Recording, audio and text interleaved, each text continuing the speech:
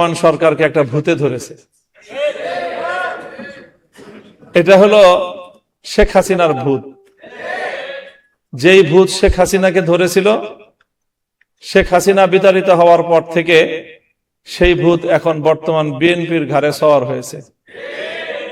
ভূতটা হলো জনগণকে অপমান করার ভূত। শেখ হাসিনার 15 বছরের শাসনামলকে যদি খুব সংক্ষেপে বর্ণনা করা হয়, তাহলে সেটা ছিল এদেশের জনগণকে নিয়ে উপহাস করা, জনগণকে যখন তখন যেভাবে ইচ্ছা সেভাবে অপমান করা। শেখ হাসিনা বাংলাদেশের মানুষকে শুনিয়েছিল নতুন এক গণতন্ত্রের সংজ্ঞা, উন্নয়নের গণতন্ত্র।